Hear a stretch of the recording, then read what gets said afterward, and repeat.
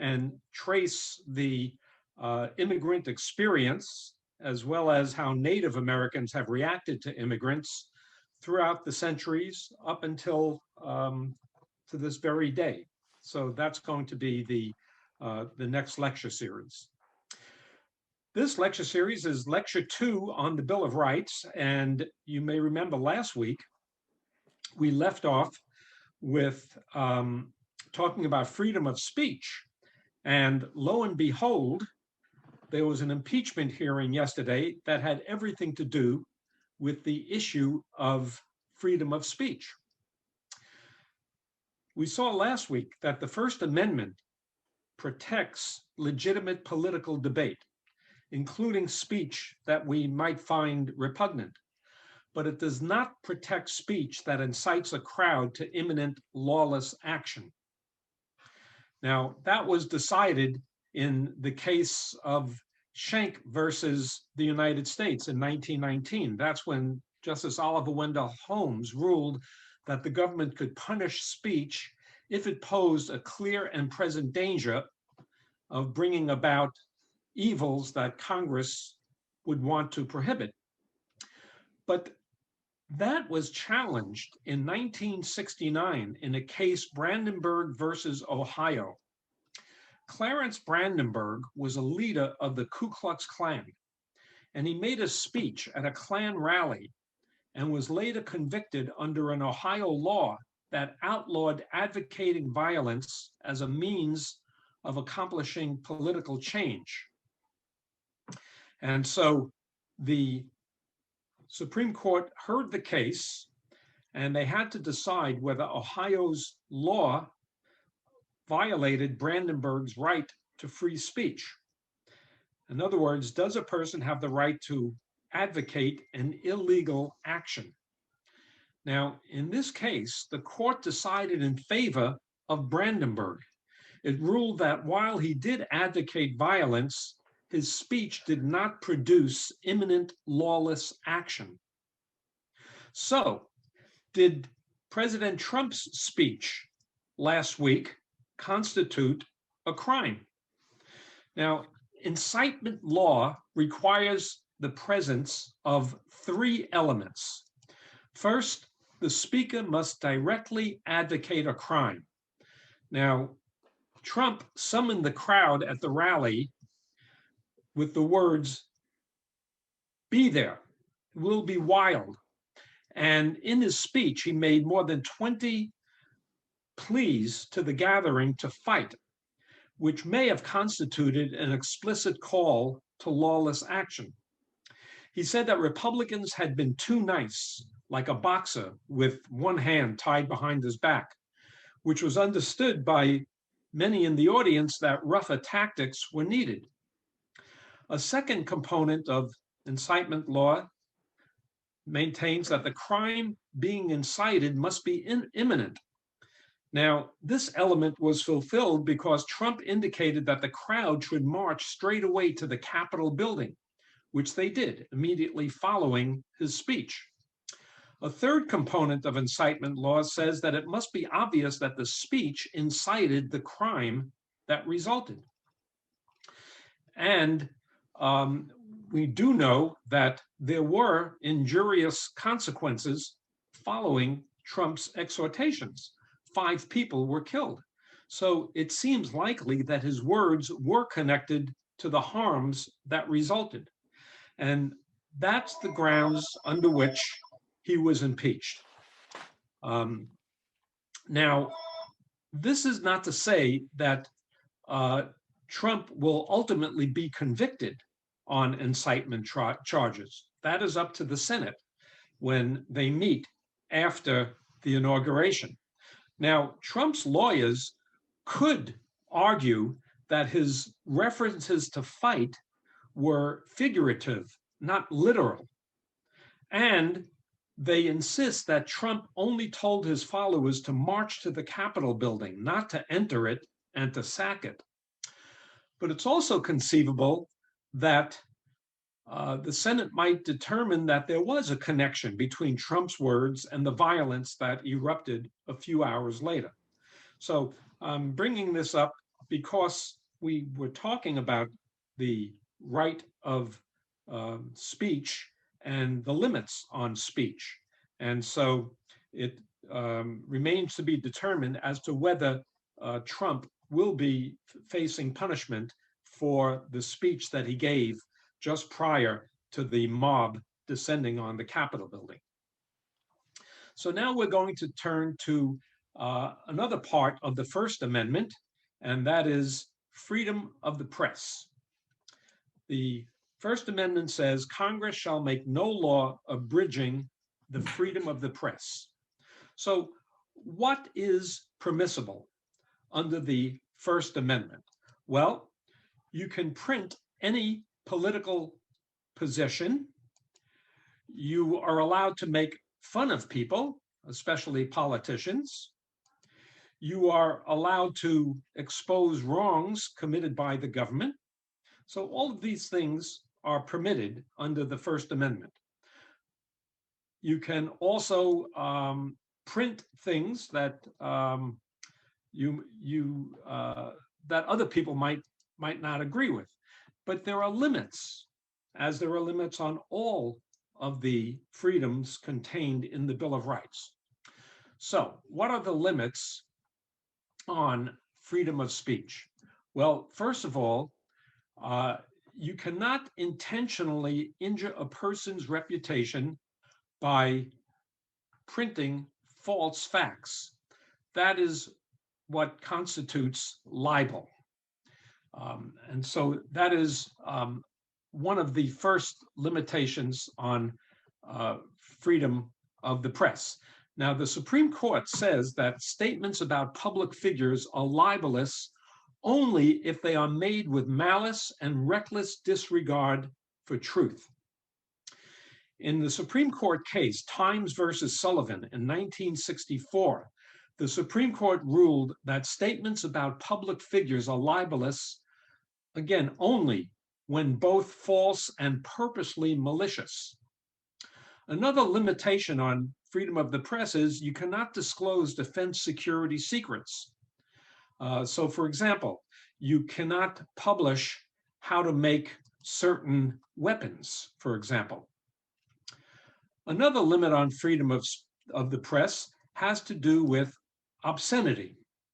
Public standards vary from time to time, from place to place, and from person to person. Some works that would be called obscene in some communities would not be considered obscene in others. That might be considered art. And so there is no nationwide consensus about offensive material that should be banned.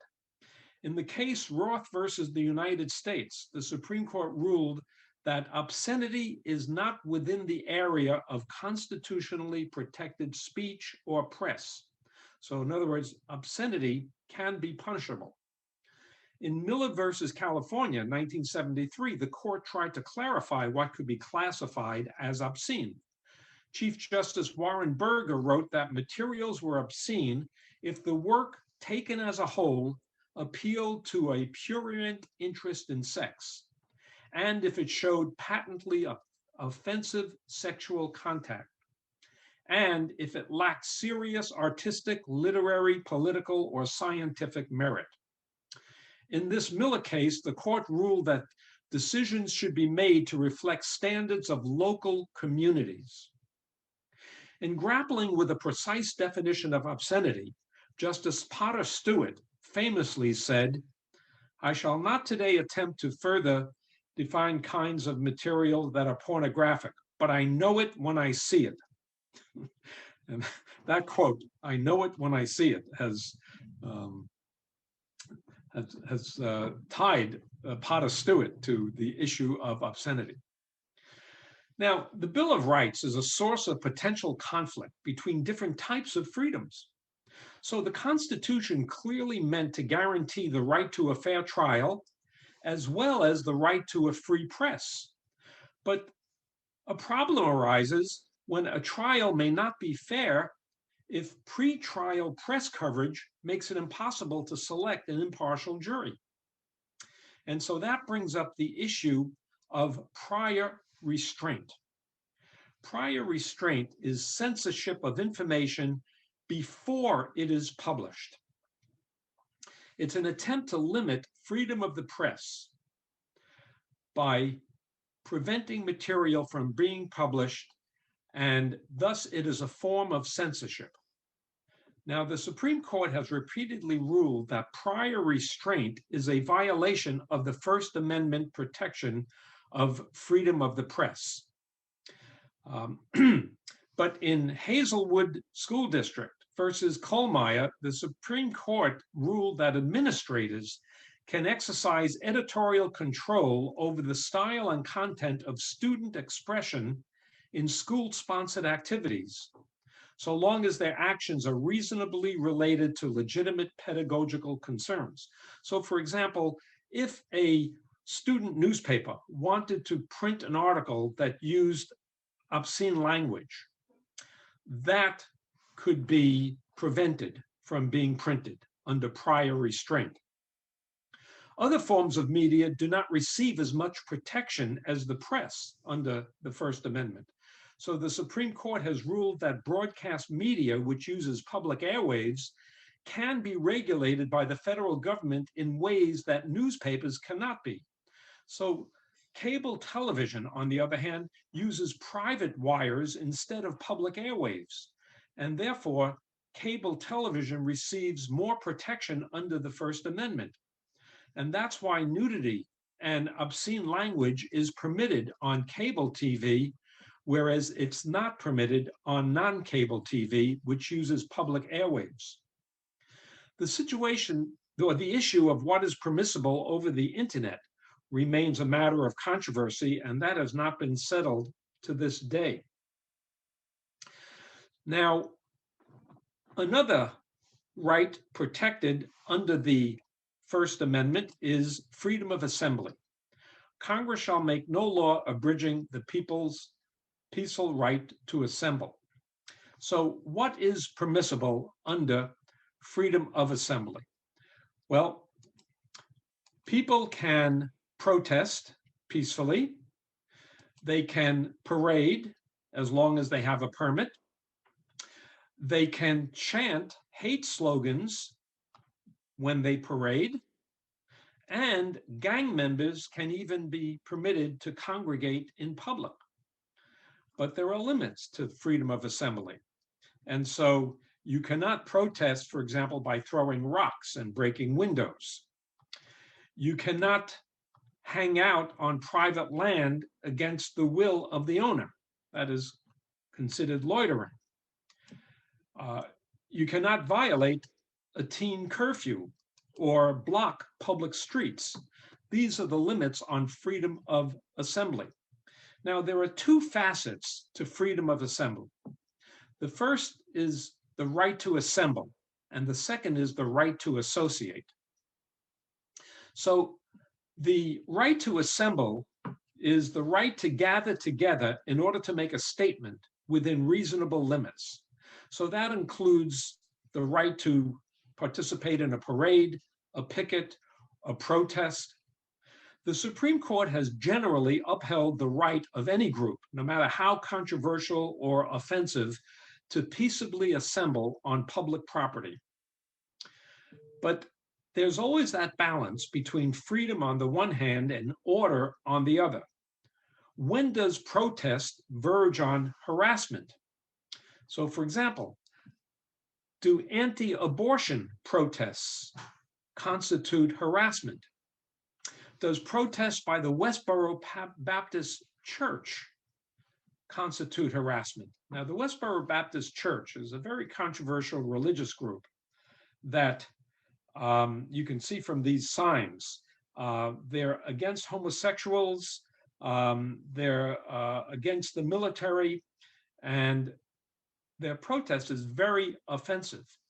Yet the Supreme Court has upheld their right to this kind of offensive protest. Now, when it comes to the right to associate, freedom to associate with people who share a common interest is permissible under the First Amendment. This includes the right to meet with people who might want to bring about political change. And so the rally that Trump held just prior to the attack on the Capitol, that came under the right of freedom to associate. Now, the court has found Alabama's attempt to require the NAACP to turn over its membership list, that was an unconstitutional restriction of freedom of association. That was in 1958. The state of Alabama asked the NAACP to turn over its membership list. But the NAACP refused, and the court upheld that refusal. And in 1967, the Supreme Court ruled that state loyalty oaths forcing teachers to declare that they were not members of the Communist Party, that violated the First Amendment, that violated the teacher's right to associate, even though it was with the Communist Party.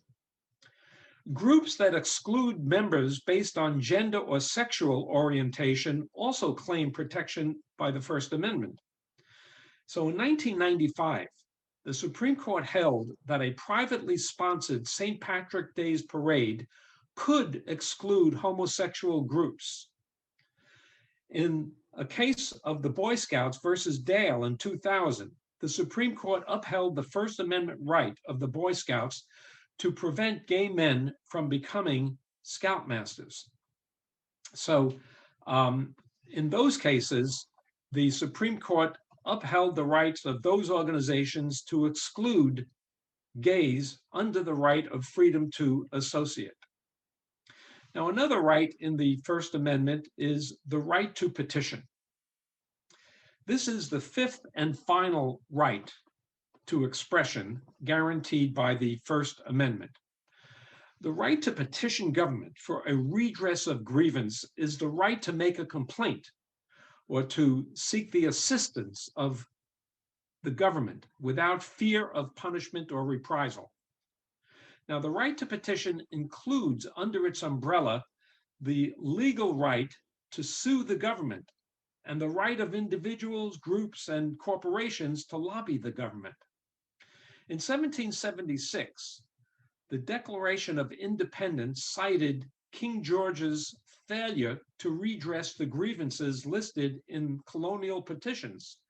And so that became the justification to declare independence. The Declaration of Independence stated, in every stage of these oppressions, we have petitioned for the redress in the most humble terms. Our repeated petitions have been answered only by repeated injury. A prince whose character thus marked by every act which may define a tyrant is unfit to be the ruler of a free people. So the Declaration of Independence said that the colonies are declaring independence because King George III has refused to redress the petitions of the colonists. In building a new democracy, the founders avoided the king's mistake by guaranteeing political receptiveness to public concerns. And so it embedded in the First Amendment the right to petition. Although often looked in favor of other more famous freedoms, many civil liberties are enforceable against the government only by exercising this basic right to petition. Earlier in American history, people used the right to petition by writing their representatives to show the depth and extent of public sentiment on issues such as slavery and women's suffrage. Today, the right to petition takes many forms: lobbying, letter writing, email campaigns, filing lawsuits, supporting referenda, collecting signatures for ballot initiatives, peaceful protests, and picketing. All of these are designed to spur government action and is protected under the right to petition. But as we have seen with other freedoms under the First Amendment, there are some limitations to the right to petition. And so, for example, lobbyists have to register with the government. They have to fill out disclosure agreements detailing the nature of their petition. The activities of petitioning, such as gathering signatures, circulating flyers, rallying public support, all of those are subject to time, place, and manner restrictions consistent with public safety and order. The right to petition requires only that the government receive complaints and grievances. There is no right that the government must respond to them. Nevertheless, the act of petitioning creates an information flow from the public to the government, and so it serves as a safety valve for public passions. Though public officials may be indifferent or even opposed to the petition, at least the First Amendment ensures that our leaders hear, even if they don't listen to the electorate. Now we're going to turn to the Second Amendment. There are few issues in American society today that are more contentious than the debate over gun rights versus gun control. Clearly, the United States has more gun deaths per 100,000 people than any other country on earth, by far. And so the debate over gun control centers over the meaning of the Second Amendment. So let us take a close look at the Second Amendment. It says, a well-regulated militia being necessary to the security of a free state, the right of the people to keep and bear arms shall not be infringed. Now, let me state from the outset that this is one of the poorest constructed sentences imaginable. It's perplexingly ambiguous. Those who support gun rights unquestionably are convinced that the Second Amendment is all about rights and that it says nothing about regulation, that it clearly guarantees the individual the right to own guns. Gun control advocates, on the other hand, believe that the Second Amendment is all about regulation and that it says nothing about an individual's right to bear arms, that it only guarantees a state's right to have a well-regulated militia. Now, some legal scholars interpret the first clause, a well-regulated militia being necessary to the security of a free state, that gives the people the right to bear arms only as part of a well-regulated militia. And they also argue that the equivalent of the militia today is the National Guard, that is, citizen soldiers who are trained in the use of firearms. But even they are not allowed to bring their weapons home with them. They must leave weapons in the armories. But gun rights supporters argue that the militia represents the entire male citizenry who were not simply allowed to keep their own arms, but they were required to do so when the Second Amendment was written. They cite a federal law of 1792 that declared that free male citizens of a certain age had to be members of a militia, and they were required to outfit themselves with firearms. Even today, federal law defines the militia of the United States to include all able-bodied males at least 17 years of age and under the age of 45. The second part of the amendment, the right of the people to keep and bear arms, seems to clearly state that individuals do have the right to bear arms. But as we have seen, no right in the Bill of Rights is absolute. Therefore, some argue that gun control measures would not violate the Second Amendment.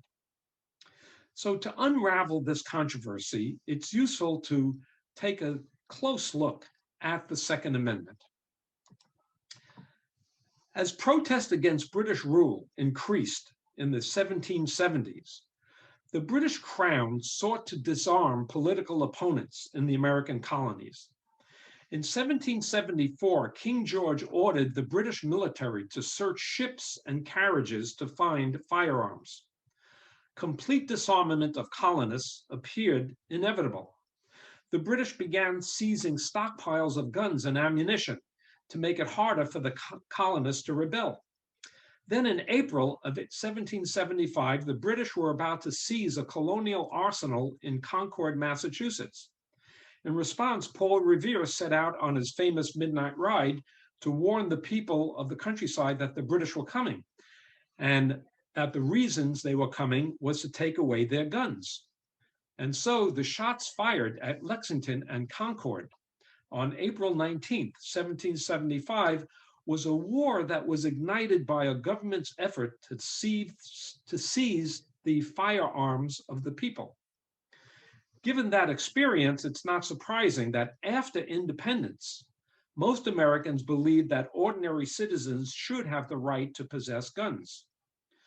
The framers of the Constitution feared that a standing army could be used to suppress the people, just as King George used the British military to suppress the colonists. So instead of having a standing army, the framers preferred America's army to be the common people, who could be organized into local militias to fight off enemies when necessary, just as the revolutionaries did in the 1770s. And so the Second Amendment was therefore included in the Bill of Rights to reassure wary Americans that Congress would not have the power to destroy state militias by disarming the people. Now, the founding fathers themselves were fond of guns. George Washington owned 50 of them. Thomas Jefferson received his first gun at the age of 10, and his papers are filled with notations about as many firearms that when he wrote, "Let your gun be the constant companion on your walks. Never think of taking a book with you, but take a gun with you." Now, while the founders were fond of guns, they were also advocates of gun control. They understood that gun rights had to be balanced with public safety needs. Racism inspired forms of gun control. The founding fathers supported forcible disarmament of slaves, of free blacks, and of people of mixed races, out of fear that these groups might use guns to revolt against their slave masters. But white people also were targets of gun control. Before the Revolution, Maryland passed a law prohibiting Catholics from possessing firearms. And people who didn't support the Revolution were ordered to turn over their guns. Now, because there was no standing army, the founders required all free men between the ages of 18 and 45 to outfit themselves with a musket, a rifle, or other firearms suitable for military service. Government officials would inspect these weapons and account for the firearms on public rolls. So that was an early version of gun registration. And there were other types of gun control in the Revolutionary era as well. And so, for example, gunpowder had to be stored on the upper floors of buildings. And there were laws requiring slave owners to keep their arms locked up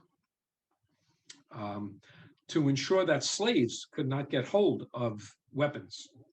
In Boston, city leaders determined that the combustibility of gunpowder possessed such a danger that all loaded firearms had to be kept out of buildings. Yet there is no record of anyone complaining that these laws infringed upon the people's right to keep and bear arms. So the basic idea that gun possession must be balanced with gun safety laws was one that the founders clearly endorsed. The idea that people had a right to keep and bear arms and that the government had the right to regulate such weapons was all consistent with the Second Amendment. Guns were widespread on the frontier, but so was gun regulation. Almost everyone carried firearms in the untamed wilderness. But in frontier towns, the law often forbade people from toting their guns around. So here we see this sign in Dodge City, 1878, the carrying of firearms strictly prohibited.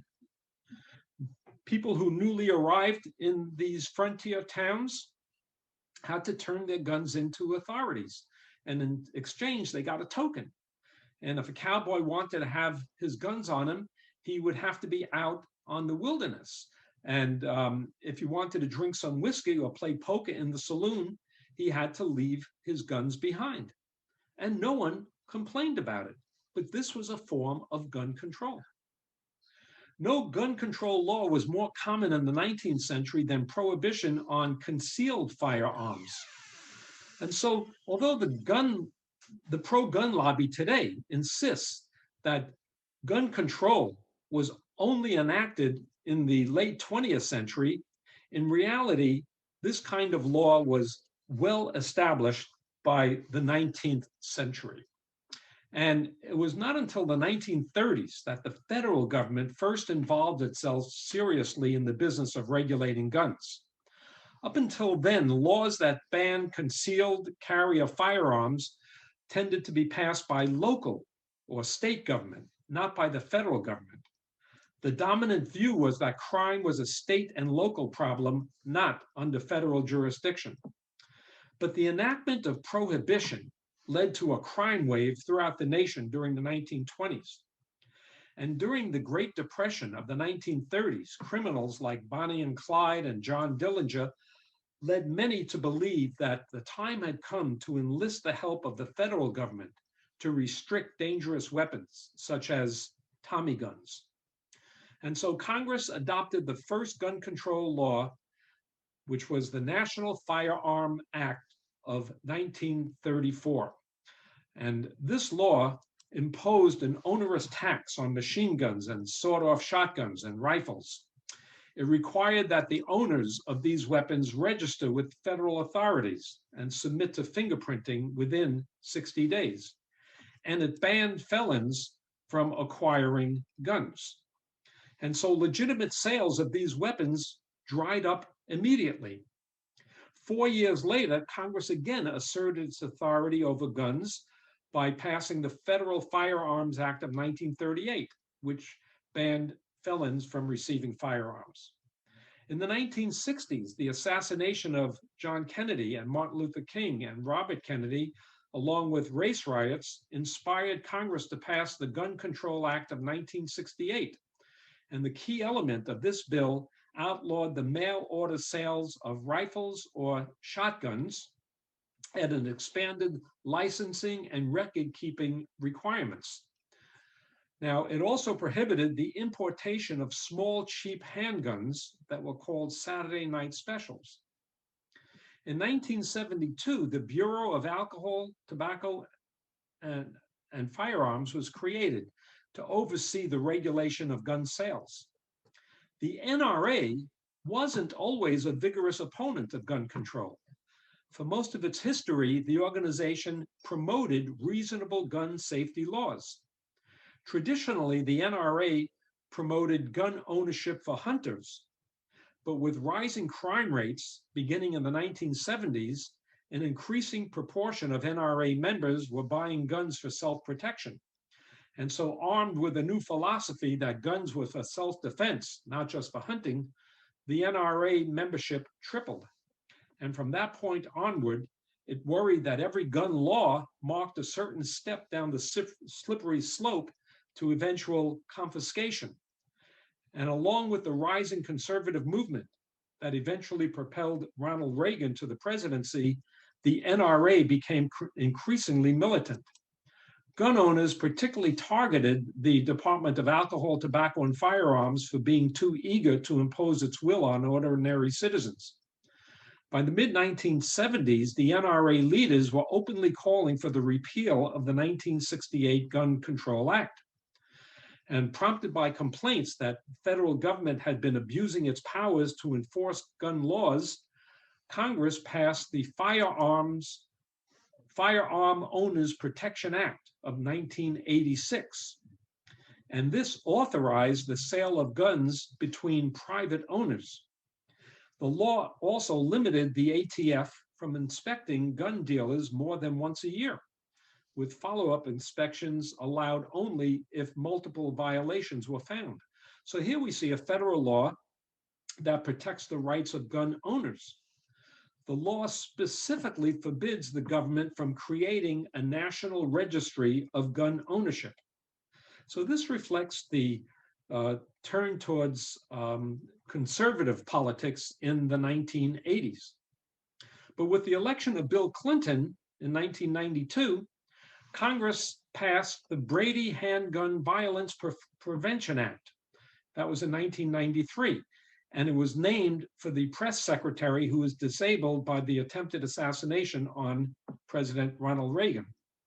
This act requires gun dealers, although not private sellers, to run background checks on purchases and on gun purchases, and it authorizes the creation of a national database. Sales by unlicensed private sellers who are not engaged in gun dealing as a business are not subject to checks under this federal law. Now, the last significant federal gun law was in 1994 with the assault weapons ban, and that was passed 5 years before the attack on Columbine. And this banned the sale of new assault weapons for the next 10 years. It also banned large capacity ammunition magazines, limiting them to 10 rounds. But the law did not apply to weapons that were already in legal possession. Now, this law, passed in 1994, expired in 2004 and was not renewed. In the early 2000s, under the Bush administration, several laws were passed that were favorable to the NRA. Laws that prohibited law enforcement from publicly releasing data showing where criminals bought their firearms. Laws that granted gun manufacturers immunity from civil lawsuits filed over crimes committed with firearms. And then in 2008, the most important gun ruling ever was decided by the Supreme Court. It was District of Columbia versus Heller, in which the court, for the first time, maintained that the Second Amendment did indeed guarantee an individual's right to own a gun. This ruling struck down a local law banning handguns in the District of Columbia. And 2 years afterwards, the court struck down a Chicago gun control law. On the other hand, many states, including New York, California, and Connecticut, have tightened gun ownership laws since the Sandy Hook massacre in 2012. But despite Sandy Hook and more recent mass shootings, Congress has declined to pass any gun control legislation whatsoever. Proposals such as barring people on terrorist watch lists from buying guns, that has been defeated. Proposals to extend background checks to firearms purchased online has been proposed, but never enacted by Congress. And there's a loophole in the Brady Act that allows someone who is not federally licensed to sell guns at gun shows or anywhere else without having to conduct a background check. And so this loophole is a type of transaction called a private sale. Today, 40% of all gun purchases occur through such private sales at gun shows, at flea markets, through classified ads, or among friends with no background check required. And the Republican-dominated Congress passed laws that reversed an Obama-era regulation that made it harder for people with mental illness to purchase a gun. So that concludes our look at the Second Amendment. The Third Amendment has to do with quartering of troops.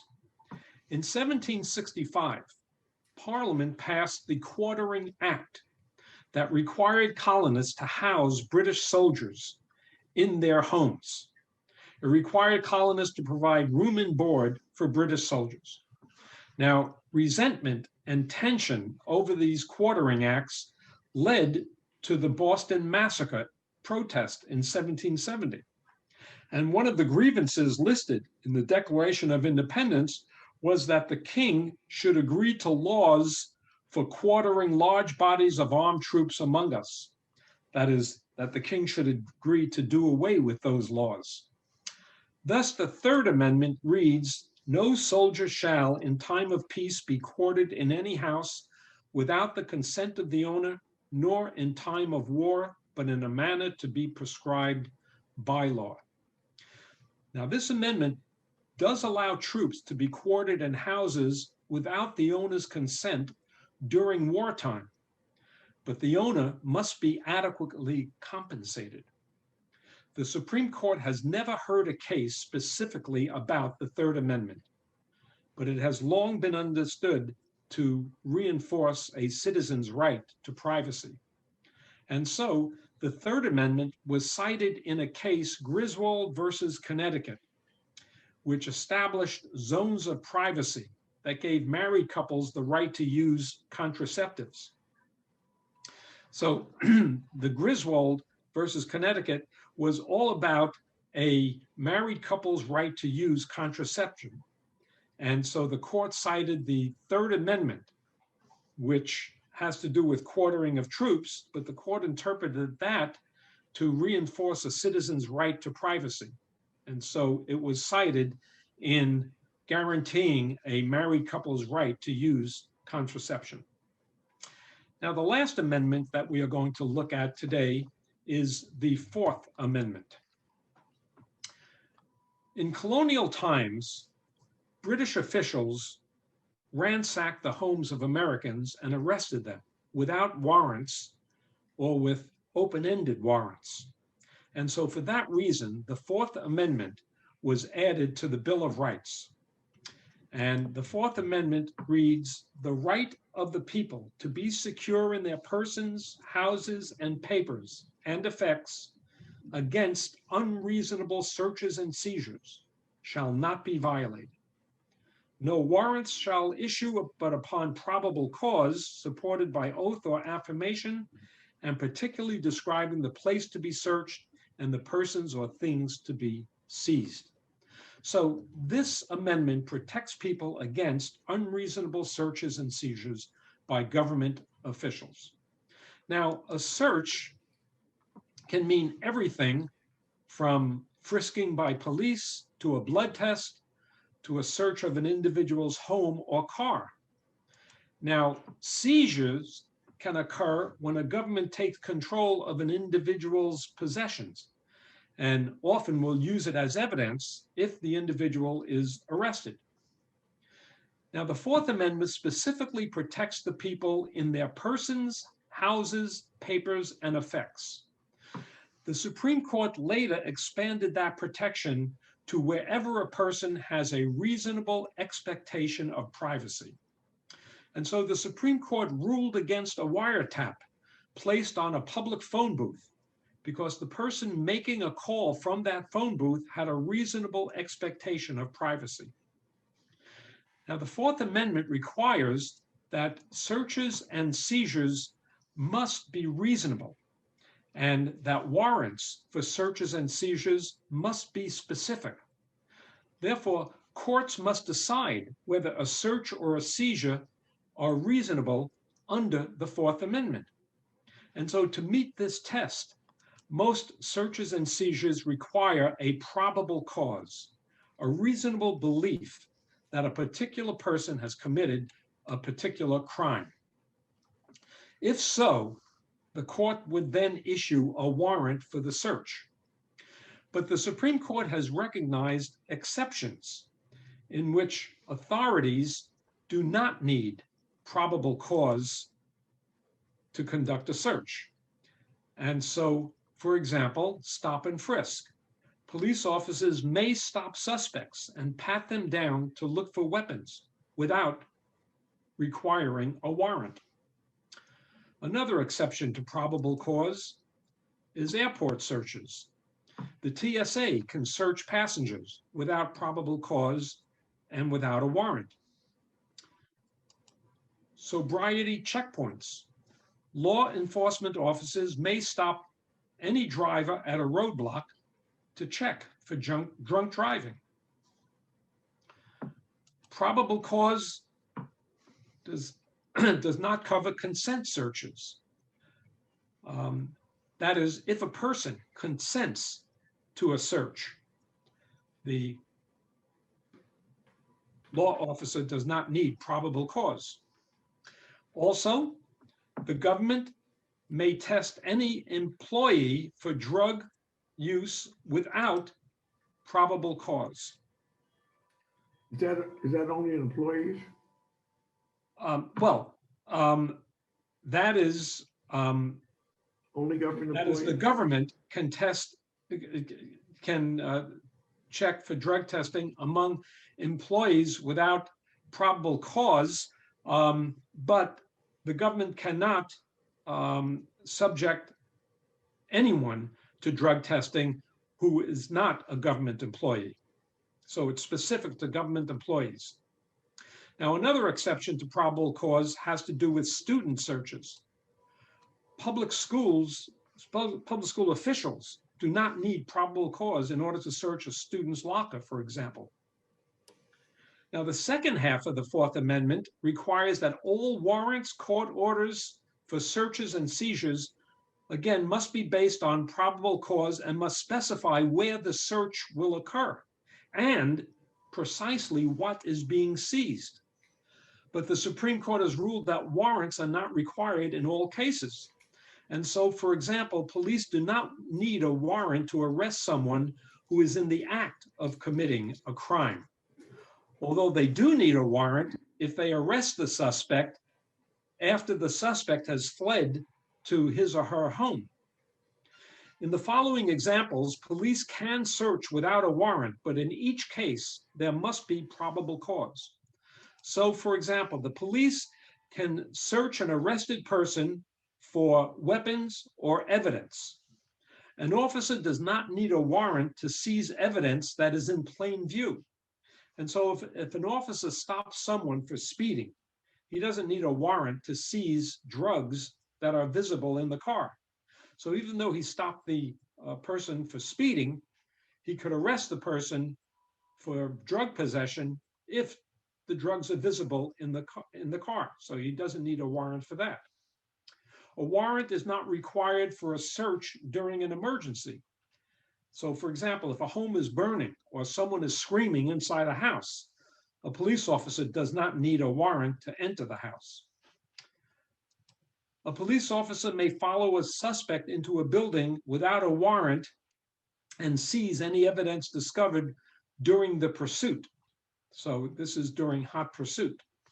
Police can search automobiles without a warrant, but in this case, there has to be probable cause. Now, the exclusionary rule applies only in criminal trials in which a constitutional right has been violated. If it's determined that the police conducted an illegal search, the Supreme Court has ruled that any evidence seized during that search cannot be used in court. That is the exclusionary rule. Now, critics of the exclusionary rule charge that it sometimes lets criminals go free. Defenders counter that the exclusionary rule forces the police to do their jobs properly, even if that means criminals may go free at times if the police do not do their job properly. Now, there are exceptions to the exclusionary rule. And one exception is the inevitable discovery doctrine. This deems evidence admissible even if it is seized in violation of the Fourth Amendment, when it can be shown that the evidence would have inevitably been discovered through lawful means. Another exception to the exclusionary rule is what is called the valid independent source. If evidence that might otherwise fall victim to the exclusionary rule is obtained from a valid independent source, then that evidence can be admitted. Another exception is the harmless error. This is where there's a preponderance of evidence suggesting the defendant's guilt, and the illegal evidence is not critical to proving the case against the defendant.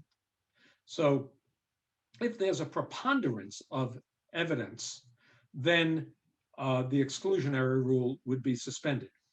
And also in what is called the good faith circumstance when officers are unaware that they are violating a suspect's constitutional rights. For example, when the government is executing an arrest or search warrants, and the warrants are later found to be invalid because of a typographical error, citing the wrong address or apartment number.